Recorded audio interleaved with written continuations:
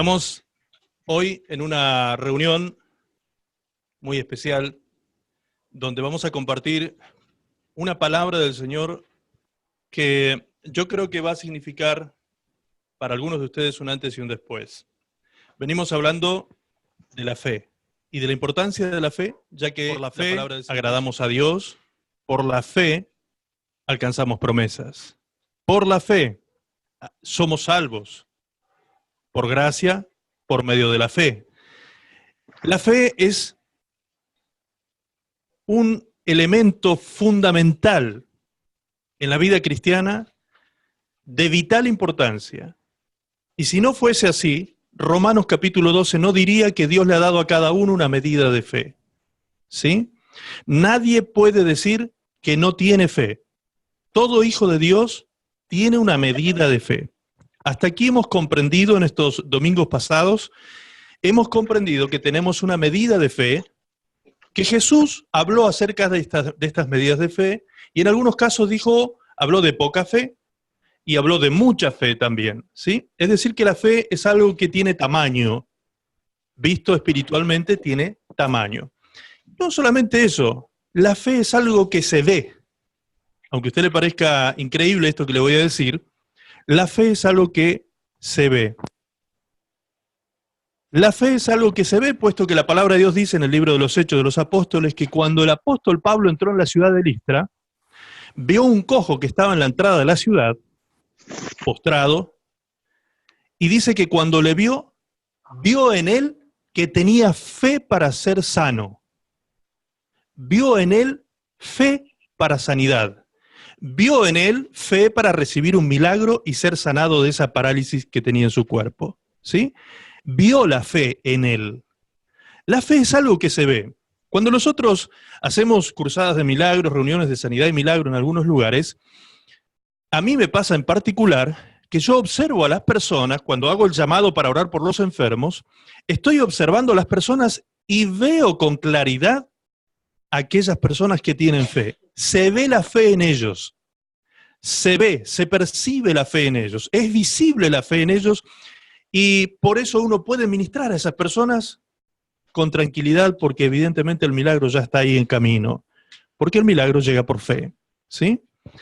La fe es tan importante entonces, hermanos, en nuestra vida porque nos apropiamos de la gracia de Dios por medio de la fe, nos apropiamos de la salvación por medio de la fe, nos apropiamos de la salud física por medio de la fe, nos apropiamos de las bendiciones financieras por medio de la fe. Estoy hablando de alcanzar promesas por medio de la fe, ¿sí? Por medio de la fe, el justo vivirá. Cuando dice vivirá, se refiere a todos los aspectos de la vida presente y vida futura. Todos los aspectos de la vida de un hijo de Dios dependen entonces de este condimento tan precioso. Y por eso es que este condimento tenía que estar en cada uno de nosotros. Por eso es que a todos, dice la palabra del Señor, nos ha dado Dios una medida de fe. Ahora, todos somos responsables de hacer crecer esa medida de fe. Ya comprendimos, ya vimos estos domingos pasados, cómo Jesús le dijo a sus discípulos cuando ellos vinieron y le dijeron, Maestro, aumentanos la fe. Jesús no les dijo, vengan que les pondré manos, voy a orar por ustedes y voy a impartirles fe. No, Jesús les enseñó cómo es que funciona esto de la fe. Si ustedes tuvieran fe como un pequeño grano de mostaza, le dirían a este sicómoro, desarráigate y plántate en el mar, y él os obedecería. ¿Sí? Entonces, ¿de qué está hablando el Señor? El Señor está hablando de hacer algo. ¿De qué es ese algo que había que hacer? Hablar, decir. ¿Sí? Eso es hacer algo. Eso es una obra que había que llevar a cabo para que algo ocurriera. ¿Sí? Para que algo acontezca había que hacer una previa obra. Había que obrar de una manera. Y el obrar no era ni un sacrificio, ni era pagar un precio, ni era... No, solamente había que decir. El verbo es este, la acción es esta, decir, solo abrir mi boca para decir. Ahora, abrir mi boca para decirle a un árbol que se desarraigue y se plante en el mar, ¿no parece una locura? Ese es el punto de la fe. La fe nos va a llevar a nosotros a hablar como Dios. La fe nos va a llevar a nosotros a tener un lenguaje absolutamente diferente al que estamos acostumbrados a tener todos los días de nuestra vida y de nuestros días. El mundo nos enseña a hablar en negativo, el mundo nos enseña a hablar en queja, el mundo nos enseña a hablar, los medios de comunicación nos saturan con mensajes negativos, nos bombardean la mente con mensajes negativos todo el tiempo, ¿sí?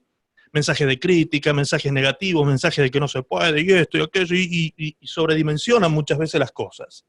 Hasta las crisis que viven los países son sobredimensionados a veces por los medios de comunicación. Entonces es importante entender que los hijos de Dios no podemos hablar como cualquier persona del mundo. Los hijos de Dios hablamos como Dios. No porque seamos dioses, por favor, no caigamos en esa falsa enseñanza, ¿sí? No estoy hablando de eso, sino porque somos hijos de Dios. Y la palabra de Dios ha sido puesta en nuestros labios. Si Dios habla por nuestra boca, entonces nosotros hablamos como Dios. ¿Y cómo habla Dios? La palabra del Señor dice que Dios llama a las cosas que no son como si fuesen. Amén. Y eso parece irracional, eso parece que va contra la corriente intelectual, eso parece que va contra toda lógica, parece que eso no tiene fundamento firme. Pareciera que eso no tiene un fundamento firme. Allí fue donde llegamos el domingo pasado. Nos quedamos en Primera de Corintios, vamos a retomar desde allí, por favor, desde Primera de Corintios capítulo 4, verso 13.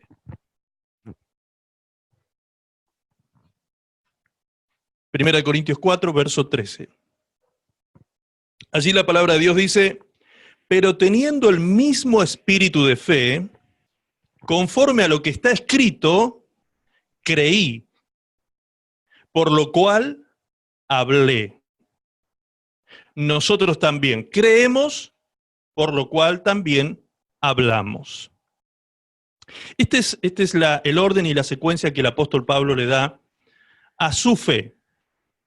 Él dice que este espíritu de fe que él tiene es un espíritu que es conforme a algo, ¿sí? Conforme a algo. ¿Conforme a qué? Conforme a lo que está escrito. Conforme a lo que está escrito. ¿Me está escuchando? Conforme a lo que está escrito. Conforme a lo que está escrito. Lo voy a repetir para que nos quede grabado. Escrito. Amén. Conforme a lo que está escrito. ¿Por qué hago énfasis en esto? Ahora más adelante me va a entender. Amén.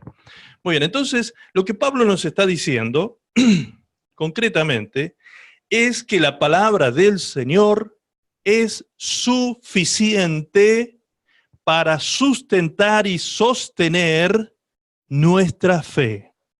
¿Sí? Que la palabra de Dios, lo escrito en su palabra, es suficiente para sustentar, para sostener nuestra fe. Ante esa afirmación que estoy haciendo, yo le agregaría una pregunta osada, ¿sí? Para ver si alguno se atreve a contestar en su mente esta pregunta. La voy a formular de esta manera. ¿Su palabra es suficiente para sustentar nuestra fe? La pregunta es, ¿o no? ¿O no es suficiente su palabra? ¿Cree usted que necesitamos, aparte de la palabra del Señor, alguna otra cosa para sustentar nuestra fe?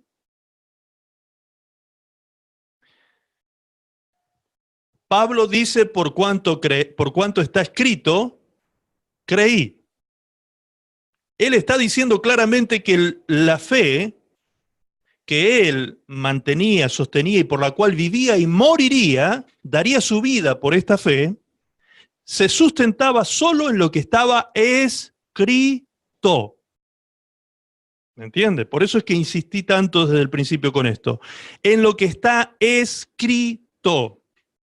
En esto que está escrito, esta palabra de Dios escrita, dice el apóstol Pablo, ahora vamos a ver más adelante a qué palabra se refería Pablo. ¿Por cuánto está escrito? Conforme a esto que está escrito yo creí.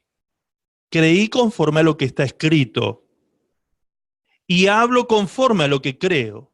¿Qué es lo que creo? Lo que está escrito. ¿Se da cuenta cómo volvemos siempre ahí? La fuente de la fe de Pablo, del apóstol Pablo, siempre fue lo que estaba escrito. Bien. Entonces, respondiendo a esa pregunta osada, la palabra de Dios, ¿es suficiente para sostener nuestra fe o no? Claro que sí es suficiente. Claro que sí es más que suficiente la palabra de Dios. Lo que Dios dice es verdad absoluta.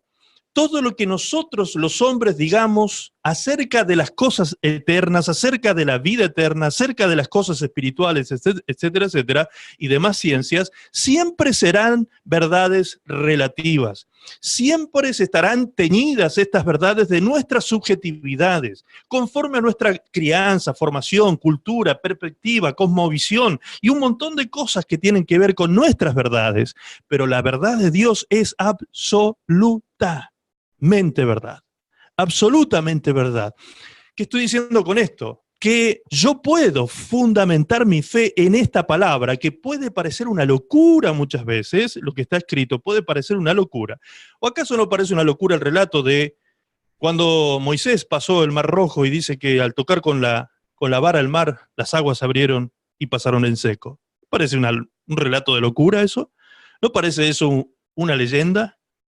¿Sí? Sin embargo, hoy actualmente los científicos han analizado el fondo del mar en aquel lugar donde cruzó Israel y se han encontrado con las ruedas de los carros de los egipcios que quedaron enterrados en aquel lugar. ¿Se da cuenta? Es decir, lo que Dios dice, por loco que parezca, es verdad absoluta. Es verdad absoluta. Dios siempre es veraz. El hombre es mentiroso. Dios es veraz. Amén. Muy bien. Ahora, en su palabra se debe sostener entonces lo que creemos. No se puede sostener en otra cosa. Ahora, hay que aclarar algo al respecto. ¿Cómo es que Dios nos hace llegar su palabra a nosotros? Acá hay un punto muy, muy, muy importante que debemos aclarar. ¿Cómo es que Dios hace llegar su palabra a nosotros los hombres? Muy bien, entonces allí hay que hacer un análisis de los tiempos de los hombres y de los tiempos en que Dios se relacionó con los hombres, porque Dios habló a los hombres de distintas maneras en los distintos tiempos. ¿Ok? Vamos a hacer un pequeño análisis de eso rápido, ¿sí? Primero, número uno, Dios comienza a dar su palabra al hombre de forma personal desde Adán hasta Moisés.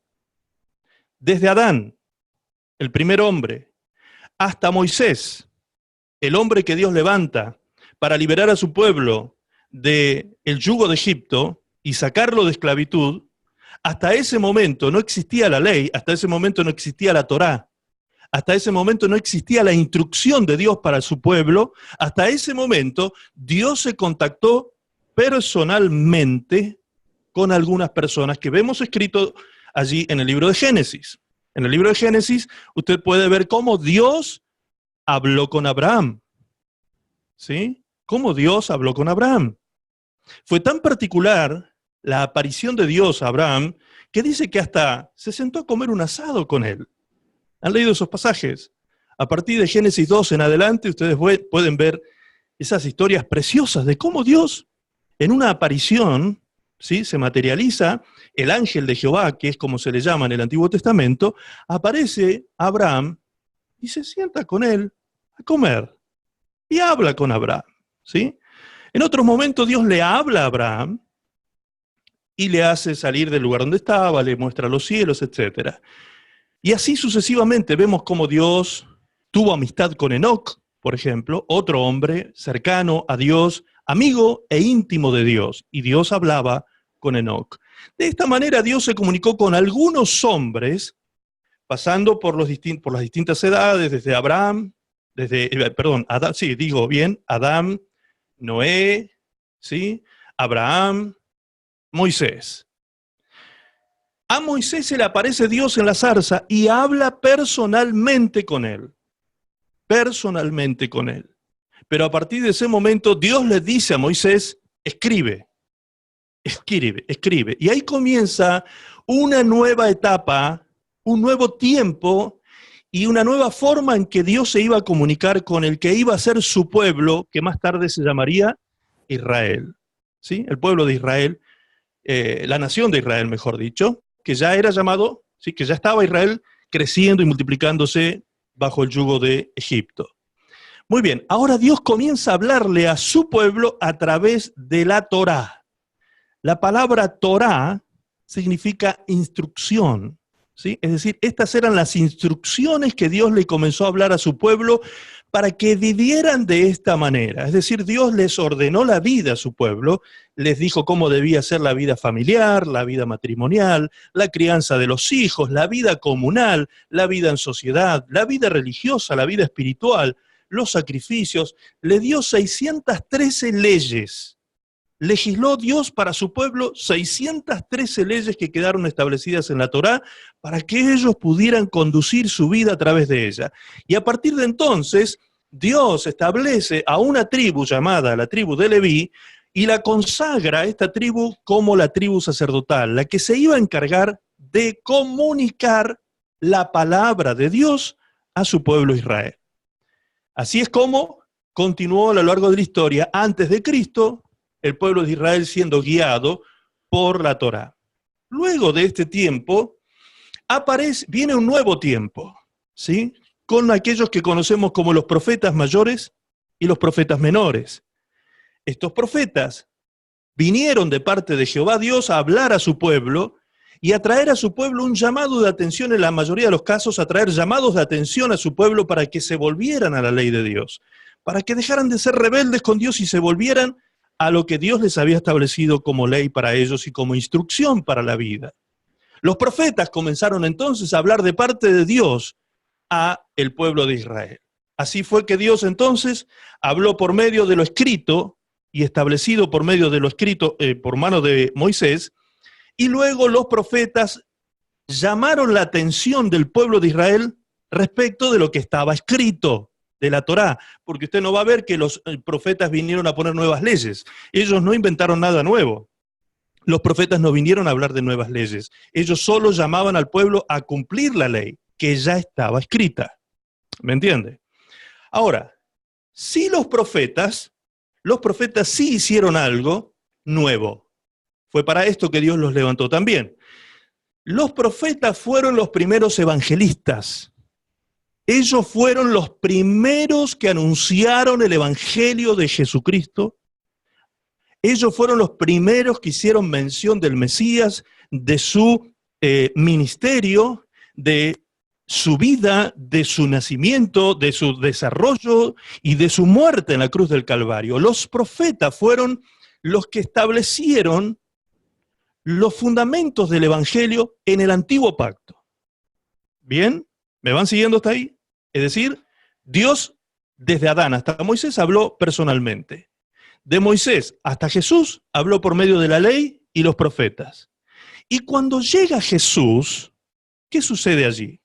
Dice el libro de Hebreos capítulo 1, verso 1 y verso 2, dice que Dios, lo voy a leer así literalmente, dice Dios, habiendo hablado muchas veces y de muchas maneras en otro tiempo a los padres por los profetas, es decir, Dios hablaba por los profetas, como veníamos diciendo, en estos postreros días, dice el escritor de Hebreos, que está escribiendo en el año 65 después de Cristo, ¿sí? En ese tiempo está escribiendo y está diciendo en estos últimos días, refiriéndose entonces en la época de Jesús y antes del año 65, en estos postreros días nos ha hablado por el Hijo.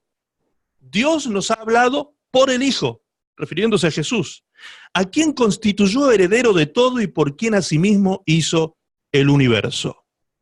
Amén.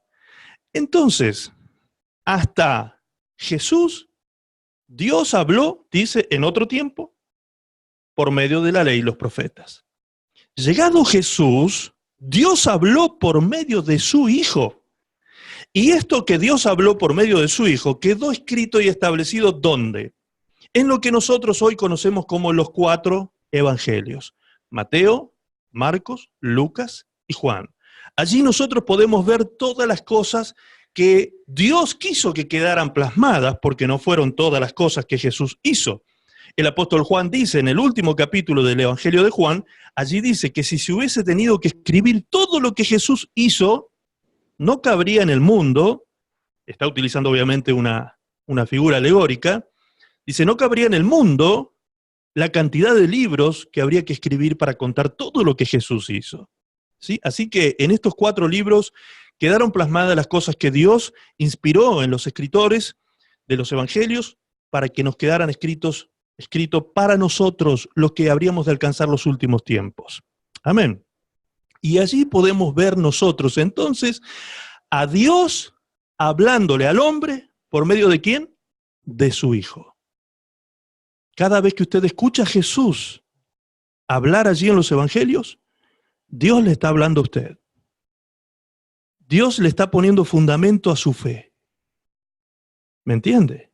Todo lo que Jesús dijo fue escrito para nosotros. Fue escrito para que nuestra fe tenga fundamento seguro. Si Jesús dice algo, no lo dude. No lo dude. Usted se puede jugar la cabeza por lo que Jesús dice, porque así será. Así será. Si usted tiene una fe pura, sincera, desinteresada en el Señor, verá cómo estas cosas se cumplen fielmente conforme a su palabra. ¿Sí? Conforme a su palabra. Ahora, luego que Jesús se retira del escenario humano, de la escena humana, luego de que Jesús, el Hijo de Dios, por quien Dios nos habló en aquel tiempo, se retira de la escena humana, el Señor dijo en Juan 14 que Él enviaría el Espíritu de verdad que estaría con nosotros, y el Espíritu Santo nos enseñaría todas las cosas. ¿Cómo lo hizo el Espíritu Santo? El Espíritu Santo escogió hombres, los cuales recibieron ministerios para que nos dieran a conocer la verdad en estos últimos tiempos. Entonces allí vino a aparecer lo que la Biblia llama el fundamento apostólico y profético para la iglesia. ¿Sí? Fundamento apostólico y profético para la iglesia. Esto lo encontramos en Efesios capítulo 2, verso 20, cuando dice que la iglesia está edificada sobre el fundamento de los apóstoles y profetas, siendo la principal piedra del ángulo, Jesucristo mismo. Amén. Ok, acá vamos a entrar en un temita polémico y actual. Pero es necesario tratarlo, es un tema incómodo de tratar, pero es necesario tratarlo. ¿Por qué digo esto? Porque algunos de ustedes habrán escuchado en este tiempo, que hace ya más o menos unos 10, 15 años atrás viene hablándose acerca de lo apostólico y profético. ¿Sí? Movimientos apostólico y profético, apóstoles por aquí, apóstoles por allá, profetas por aquí, profetas por allá, y ese tipo de cosas. Y se toman de este texto, muchos, para decir que hoy los apóstoles actuales pueden fundamentar a la iglesia teológicamente hablando, doctrinalmente hablando. Bien, eso no es lo que este texto dice. Este texto no dice que hoy puede haber algún apóstol que pueda poner nuevos fundamentos o que pueda poner nuevos dogmas o nuevos principios de fe a los cristianos. Eso se puso una sola vez, el fundamento, la base sobre la cual todos los demás vamos sobreedificando conforme a ese fundamento y sobre ese fundamento de fe que establecieron los apóstoles, que tampoco fueron muchos, porque solamente el apóstol Pablo escribió más o menos el 70% del Nuevo Testamento. Así que prácticamente debemos al apóstol Pablo la revelación del Evangelio de la Gracia. ¿Sí?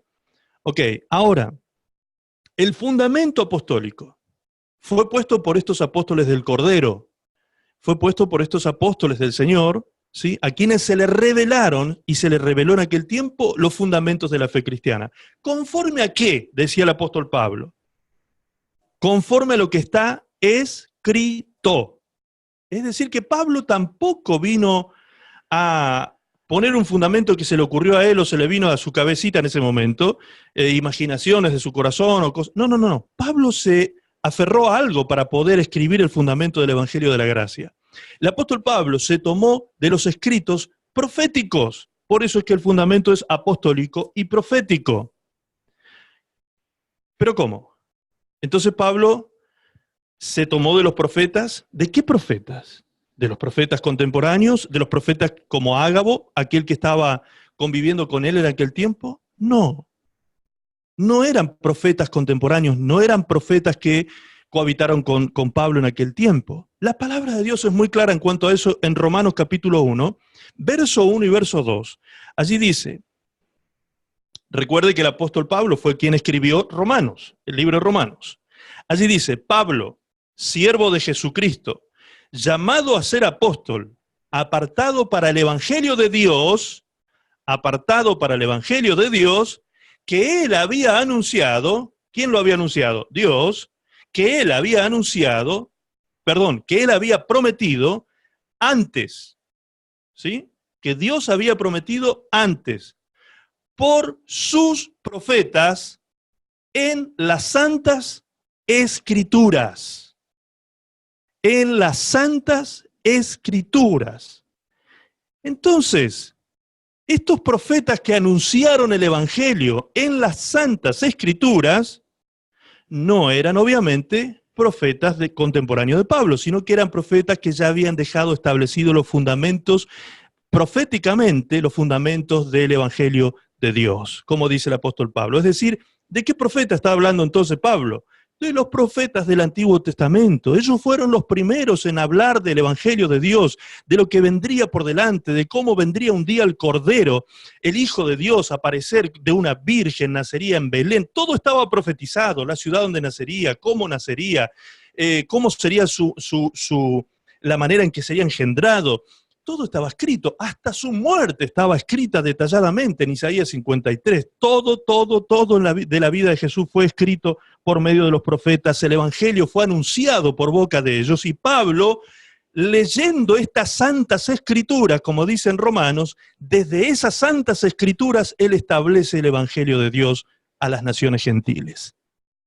¿Se da cuenta? Entonces el fundamento apostólico y profético del cual está hablando Pablo no es algo que se le ocurrió a los profetas de la época, era algo que ya estaba escrito. De allí es de donde se toma Pablo para decir, conforme a lo que está escrito, creí. Y por cuanto creí, hablé. Entonces vemos que todo el tiempo, desde Moisés en adelante, desde el mismo momento en que Dios establece escritura, desde el mismo momento en que Dios establece hablar con el hombre a través de palabra escrita, todo el tiempo se siguió repitiendo ese patrón. Todo el tiempo, desde Moisés, con las instrucciones de la Torá. Vinieron los profetas y quedaron establecidos los libros de los profetas mayores y los profetas menores. Vino su Hijo Jesucristo y nos habló Dios por medio de su Hijo y quedó establecido en los 4 evangelios que hoy conocemos como Mateo, Marcos, Lucas y Juan. Yo no puedo hablarle a usted cosas de mi corazón, invenciones de mi imaginación, locuras que se me puedan venir a mí a la cabeza. No es eso. No es la forma en que Dios habla, ni habló, ni habla en este tiempo a nosotros sus hijos. Dios ha dejado cosas claras, bien establecidas en su palabra. Dios no habla por medio de confusiones. Dios no es Dios de confusión. Dios no confunde por medio de sueños. Si usted ve, escasas veces que Dios apareció, escasas veces, mire, mi mano, si usted cuenta mis dedos, le sobran dedos para ver la cantidad de veces que Dios habló por sueños en toda la Biblia. Escasas veces Dios habló por sueño, pero cada vez que Dios habló por sueño fue claro, fue muy claro, y no trajo confusión a quien recibía el sueño.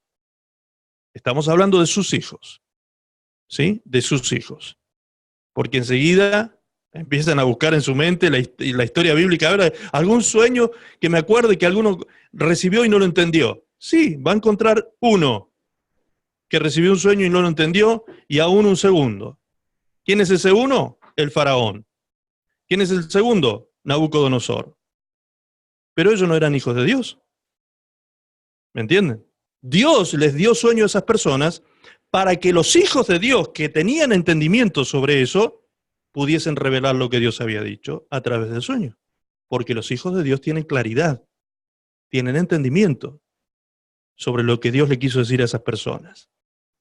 ¿Me entiende? Entonces el sueño no confunde. Cuando Dios habla, no digo que Dios no lo vaya a hacer, présteme atención, Dios puede hablar hoy mismo, esta misma noche Dios le puede hablar por sueños a usted. Pero cuando Dios habla, usted mañana no me va a escribir, pastor, ¿sabe que me soñé tal cosa? ¿Qué me querrá decir Dios? No, usted mañana me va a escribir y me va a decir, pastor, me soñé tal cosa y Dios me dijo que es esto, esto, esto y esto. ¡Wow! Y nos vamos a quedar sorprendidos alabando al Señor por la claridad con que el Señor le habló a través de ese sueño. Porque ciertamente Dios lo puede hacer, por supuesto que sí, pero eso no quiere decir que sea la regla, la norma, el conducto normal que Dios utiliza para traernos palabra de Dios a nuestra vida. ¿Está claro eso? ¿Sí? ¿Está claro esto? Dios puede hablarnos, por supuesto, a través de sueños, porque a veces no hay otro recurso.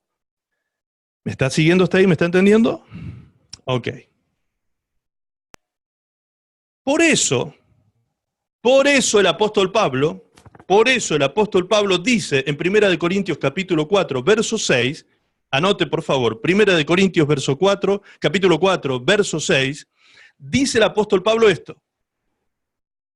Pero esto, hermanos, lo he presentado como ejemplo en mí y en Apolos, por amor de vosotros, para que en nosotros aprendáis a no pensar, escuche bien, a no pensar más de lo que está escrito.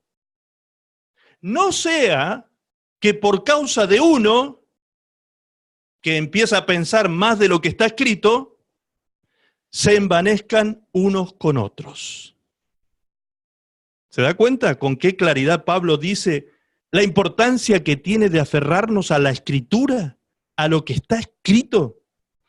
Dice Pablo, repito, como ejemplo me tienen a mí y a Apolos, por amor de vosotros, para que en nosotros aprendáis a no pensar más de lo que está escrito. O sea, ni siquiera a lo que está escrito le podemos agregar un poquito más o sacarle un poquito a lo que está escrito. Ni siquiera eso podemos hacer.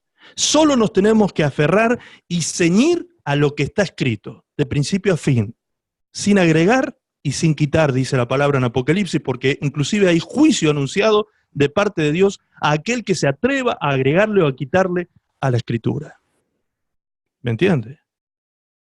Entonces, amados, ¿qué debemos nosotros pensar? Dice el apóstol Pablo. No debemos pensar más allá de lo que está escrito. Entonces, ¿qué debo pensar? Lo que está escrito. ¿Qué debo creer? Lo que está escrito. ¿Qué debo hablar? Lo que está escrito. ¿Dónde está escrito? En su Biblia. Hoy nadie puede decir, no tengo Biblia. Porque usted entra a la Play Store y se descarga 500 Biblias, si quiere, en un santiamén. ¿Entiende? No hace falta ni siquiera tener una Biblia escrita hoy en día, escrita en papel me refiero, sino que la puede tener en su propio celular hoy en día, en su propio dispositivo. Entonces, le invito a que ame a Dios. ¿Cómo? Amando su palabra. Amar su palabra es elegir la mejor parte, amados. ¿Recuerdan ustedes a María y a Marta de Betania, las hermanas de Lázaro? Cuando Jesús iba, dice, a descansar a la casa de su amigo Lázaro, ¿qué hacía María? Se postraba a los pies de Jesús. ¿A qué? A oír lo que Jesús hablaba. ¿Qué le dijo Jesús a Marta? Marta, estás afanada con tantas cosas de la casa, ¿por qué no haces como María? Ella eligió la mejor parte. ¿Cuál era la mejor parte? Oír palabra de Dios.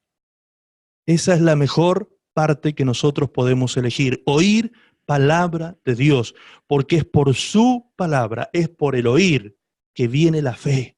La fe viene por el oír y el oír palabra de Dios. Romanos capítulo 10, versículo 17.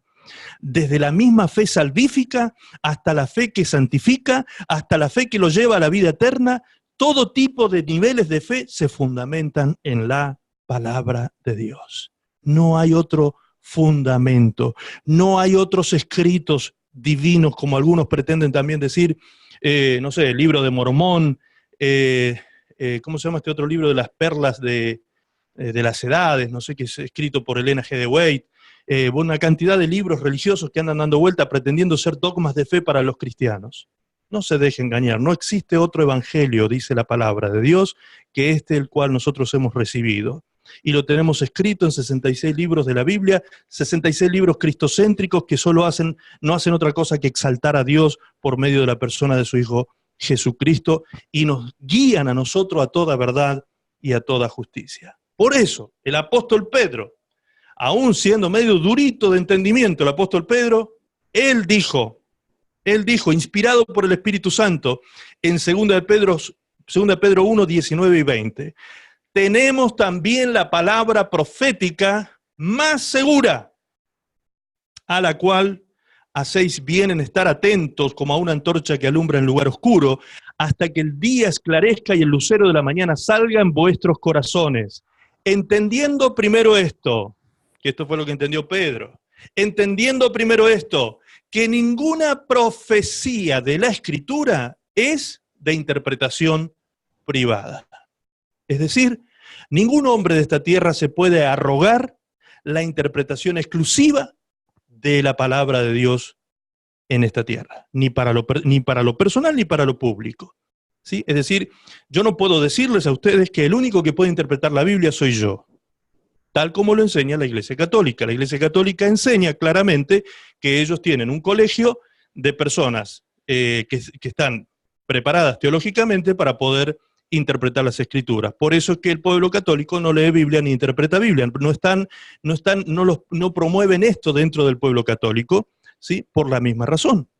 Porque ellos tienen sus teólogos que interpretan las cosas de la manera que obviamente a ellos les parece que debe ser. Ahora, la Biblia no dice eso. La Biblia no dice que tiene que haber un colegio de doctos que se dediquen a interpretar las Escrituras. No, la Biblia dice que la palabra profética que está en nuestras manos, que es la Biblia, no es de interpretación privada. Es decir, cualquier hijo de Dios puede abrir las Escrituras, comprometerse con ellas, leerlas día tras día, y llegará el momento en que usted tendrá un amplio y profundo conocimiento de la voluntad de Dios por haber leído la Escritura.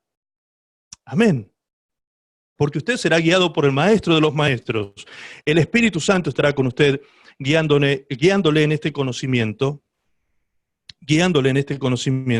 de las Escrituras, de la palabra de Dios. Ahora vuelvo a preguntar. ¿Necesitamos otro fundamento aparte de la palabra de Dios, de lo escrito, para nuestra fe? Obviamente que no. Tenemos fundamento de sobra. Fundamento de sobra. Usted solo debe creer lo que está escrito en su palabra. Jesús mismo dijo, escudriñen las Escrituras. Ellas son las que dan testimonio de mí. Escudriñen las Escrituras. Ellas son las que dan testimonio de mí. ¿Qué ocurre, amados? ¿Qué ocurre cuando el pueblo de Dios hace caso omiso a esto, rechaza el conocimiento de la Escritura y lo cambia por paja, lo cambia por sueños, lo cambia por palabras proféticas, como dice Jeremías, profetas mentirosos que adulaban al pueblo de Israel diciéndoles paz, paz, cuando en realidad lo que venía sobre Israel era destrucción? ¿Sí? Para sacar provecho de eso. ¿Qué ocurre? Pues el pueblo entra en la oscuridad, el pueblo entra en tiempos de confusión. El pueblo de Dios entra en tiempos de crisis de fe, entra en un estado de crisis de principios de vida, no puede fundamentar su vida en nada, porque él un día le dice una cosa, un día le dicen otra, otro día le dicen otra y no sabe qué creer. Y miren, hoy en día se escuchan cosas, aberraciones como estas, por ejemplo. Se dice, si usted tiene una palabra profética, viva por ella. Viva por ella. Bien, ¿qué sería tener una palabra profética? ¿Guiarme por la Biblia, por la palabra de Dios? No. Tener una palabra profética es que venga un profeta, ¿sí? Y diga 3, 4 palabras en lenguas extrañas y luego le diga que Dios le anuncia tal cosa. Y usted tiene que vivir por esa palabra. ¿Dónde está escrito eso, hermanos?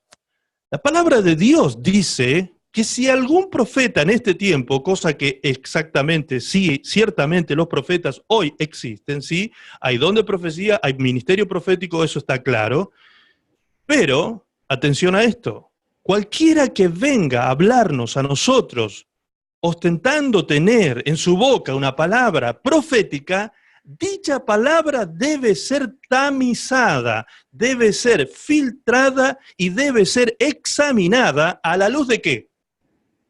A la luz de lo que está escrito, de la Biblia, las palabras de Dios. Si una palabra profética no encaja con lo que está escrito, así como vino el profeta, despídalo y bendígalo, porque en realidad no está viniendo de parte del Señor. Miren, en estos tiempos han traído tantas confusiones los profetas, en este tiempo, profetas entre comillas, ¿sí? Entre comillas, siempre digo eso. Algún día vamos a hablar del ministerio profético bíblico, de los dones de profecía. La palabra de Dios habla en Romanos 12 del don de profecía. En 1 Corintios 12 habla de la operación de profecía, ¿sí? La operación que el Espíritu Santo opera en profecía a través de sus hijos. Y en capítulo 4 de Efesios, verso 11, hablamos del ministerio profético, ¿ok? Algún día vamos a hablar de esas tres cosas que son diferentes. No es lo mismo don que operación que ministerio profético. Pero en este tiempo, han traído muchos que dicen ser profetas tanta confusión al pueblo de Dios, que han apartado al pueblo de la palabra precisamente. Es eso lo que Dios dice en Jeremías. Dios dice en Jeremías, apartaron a mi pueblo de mi nombre, de mi persona. ¿Y dónde está su nombre y su persona plasmado? En la escritura, en la palabra de Dios.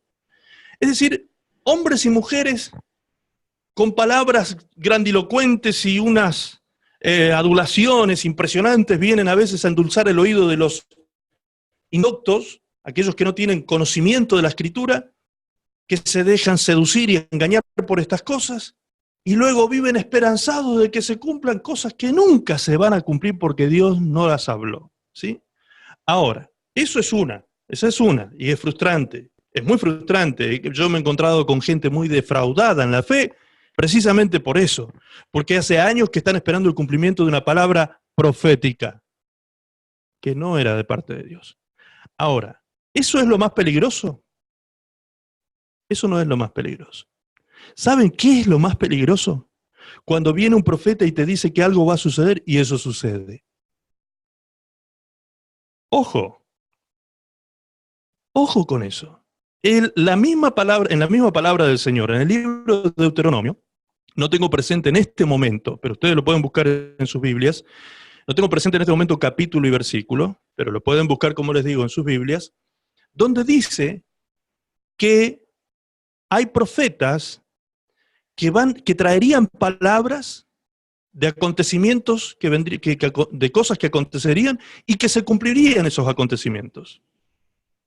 Pero Dios dice, cuando venga un profeta anunciando tal cosa y lo que anunciare se cumpla, y luego os llevare a ustedes detrás de Baales, tal profeta no es mío, no viene de mi parte. Es decir, ¿por qué digo esto? Porque muchas veces hay quienes dicen que el filtro más fácil para ver si algo es de Dios o no, una profecía es de Dios o no, es esperar que se cumpla. No, a veces se cumple. Se cumple. El tema es que cuando se cumple, después detrás de eso, cuando se cumple y usted cae en la fe ciega sobre esa persona, esta persona lo lleva detrás de Baales. Esta persona lo lleva detrás de dioses ajenos y no de Dios. Y generalmente, ¿saben cuál es ese Dios? Esa idolatría a la cual los arrastran los falsos profetas.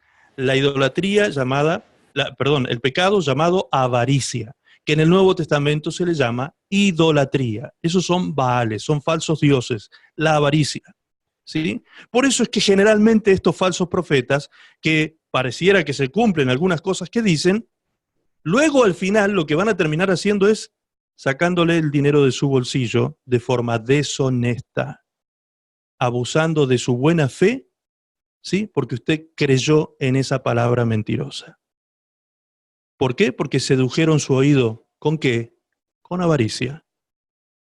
Ponga uno que va a recibir 100. Y si tiene fe, va a recibir 1000 por uno. Hermanos, a Dios no lo podemos sobornar. A Dios no lo podemos engañar.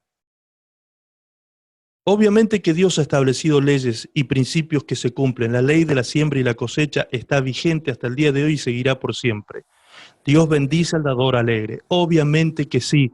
Dios multiplica la sementera de aquellos que siembran, dice la palabra, en su obra. Obviamente que sí. Eso yo no estoy hablando en contra de eso. Por supuesto que no. Por supuesto que no. Estoy hablando de aquellos que se aprovechan de estos principios, los adulteran, ¿sí? Usan las verdades de Dios para provecho personal. ¿Y cómo lo hacen? A través de palabras proféticas que se cumplen o que se dan por cumplidas. Cuidado, amados, con eso. Una palabra profética segura es la propia Biblia, la palabra de Dios, y no es de interpretación privada. Por eso es que siempre les insisto, tomen nota, lean, luego que escuchan el mensaje, lean, corroboren que lo que han oído está escrito y dice lo que se le dijo. Lo que usted escuchó aquí lo ve escrito en la palabra de Dios y lo confirma. Entonces su fe se afirma ¿por medio de qué? Por medio del conocimiento de lo que está escrito. ¿Me está entendiendo? Por medio del conocimiento de lo que está escrito, la fe crece, se fortalece y se establece una vida de fe fuerte. Gloria a Dios. Bien, yo pensé que lo iba a poder terminar hoy el mensaje, pero evidentemente vamos a tener parte 4. Todavía nos falta una parte más de este tema, que es el cierre, que es la parte más jugosa de este mensaje, ¿sí? Es el cierre donde vamos a aprender por qué la fe es perfeccionada por la obra. ¿Sí? ¿Se acuerdan que este es el título de esto que estamos viendo? La obra perfecciona la fe. La obra perfecciona la fe. La fe sin obras es muerta. Amén. Y esto es lo que vamos a terminar de entender. ¿Cuáles son esas obras que vamos a nosotros a realizar para que nuestra fe se fortalezca? Amén.